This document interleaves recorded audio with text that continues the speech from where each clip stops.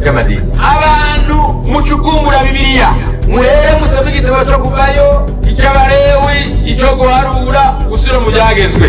N'ahandi Imana ivuze ngo kubera mwe mudakora akazi muri aya mahera y'amashikanwa bazana muzohora muhabwa yanganuku ahubwo bahabwa injya.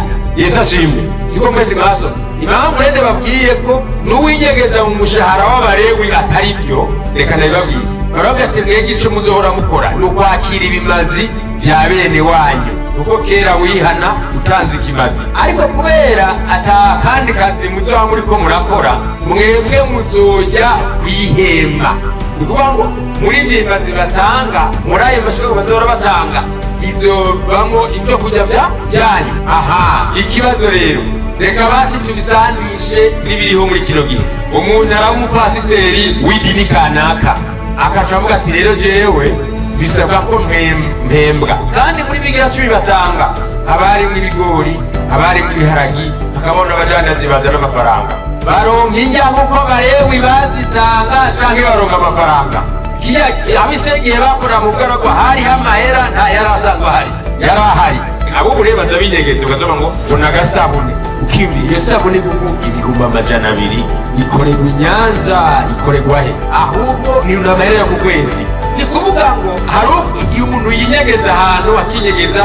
Rero twebwe ngo turi mu mugwi w'Abalewi oya, ahubwo Abalewi icyo bakora bobo bakwari gukura mu bya bimazi batanga bakaronka inyama barya kugira ngo bafungure bari ku kazi. Reka tubigereranye n'abantu baje hano mu gikorani. Hano hari abantu batazi ariko kandi batanze amafaranga yabo, sivyo?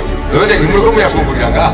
Hano nta kazi muriko murakora, ariko murarya ibyo abantu bitanze n'ibyo natwe bitanze. Ni intumwa yagiye mu icumbi, kuko utari kwirakora, ahubwo abariko barakora mu mihira baritanga amafaranga yabo y'icyacu n'amashika kugira ngo bamuhitike mu gihe aze bariko barakora akazi k'Imana aronka ivyagirane. Ahubwo intumwa nizo zimeze nk'Abalewi. Yesu ashimwe. Naho abapasiteri n'abaragizi, rero abaherezi ntabwo bari abapasitori oya, niwovuga ngo bari abapasitori ayobeshe, kuko Abalewi mu gihe jambo na Satani bavuze ngo Kora yari umulewi, sivyo? Ngo ayobana n'abakuru b'amashengero 250 bari abapasiteri.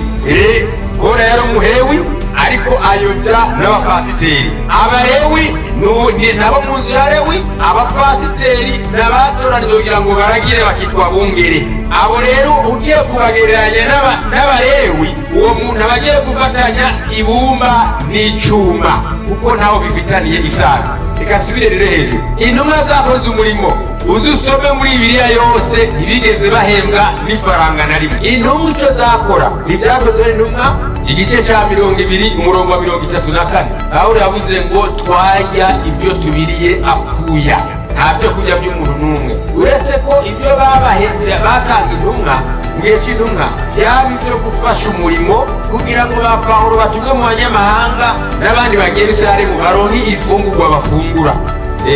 Reka nabwire rero amayeri ahari muri ino si. Urabona ko bihimizwa gutanga ibyacu n'amashika kugira ngo bifashe abamerewe nabi, kandi ko byanditse muri Bibiliya.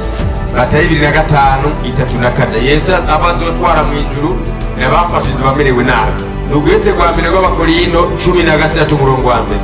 Mwegeranye amashikanwa yo gutabara aboro b'i Yerusalemu. Nugwete rwa kabiri rw'Abakorino igice 8.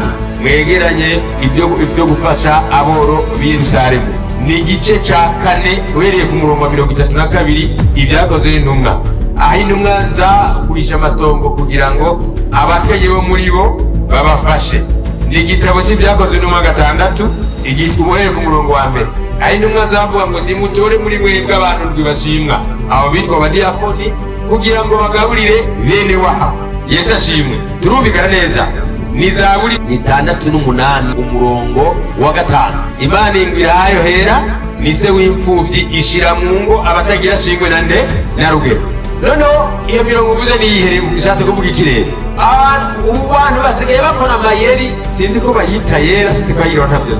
Iyo mu ngendo twirirwamo mu murimo usanga umuntu ari mu modokari afise Bibiliya mwibase tugendamo mu ngendo kazoma ngo haleluya Imana yangiriye neza bimpanga akazi kayo kugira ngo ngirize ubutumwa bwiza ngo bari ngaho bose imodoka ngo muhumure Imana ibafasha mu rugendo wese agira neza uko akavuga imigisha y'Imana ko abantu benshi ari baromera mu mafaranga yaheza kuyivuga kuvuga ngo bagwaye muduzi noki umuntu wese afate ngo abana ngo tumusenge akasenga yamasengesho nyene yaheza akaca kuraka mwanya mufungo rero murabo ukuntu kumufasha ubashima agenda kaso mu diakona agenda atoza mu modoka ushizemo 2 3 4 yabona ageze kuri parking umusigana maro y'Imana kacona yinde akajayurira bikwamwe imodoka bazihinduye idini agadanda zibigisha yiki nakuyi Bujumbura tugeze ahantu bita Gitaza abagabo babiri bavuga butumwa bashwanira mu modoka ngo basengeye umuntu yari buraya ngo arakira ashaba amafaranga bacaba yajyaniramo umwe ati mwe yavuze ati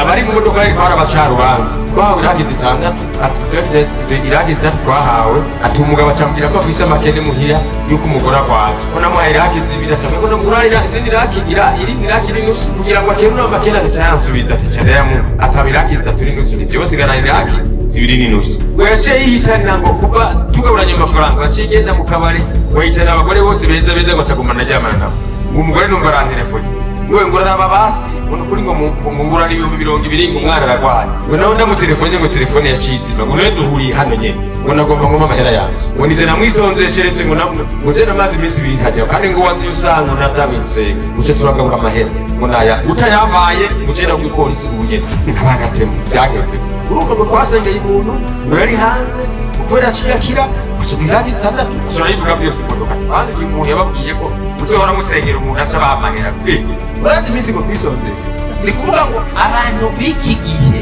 ubu mbere wanashimye umuntu umwe yavuze ati ubu aho bigeze baratangisha abashikano bakaca bavuga ngo turi abantu ngo bari mu rusengero ngo batigeze baronka ngo batafise akazi batashoboye kuronka ayo batanga bakaduza intoki ngo n'abandi ngo bakenye bakaduza intoki ukaza wumva ngo rero ngo tugiye gushira yindi ngoko ure gutangira abantu bandi bantu nabo ngo batigeze baronka ngo amahera umve uko busobanuye ukaca gutangira umuntu n'abataya rwose akuvuga ati reka ndishere ingoko rero ahubwo abantu badafise akazi bakenye ubashiremwo ari kugira ahubwo ngo batangire yongera zibukite aho niho bageze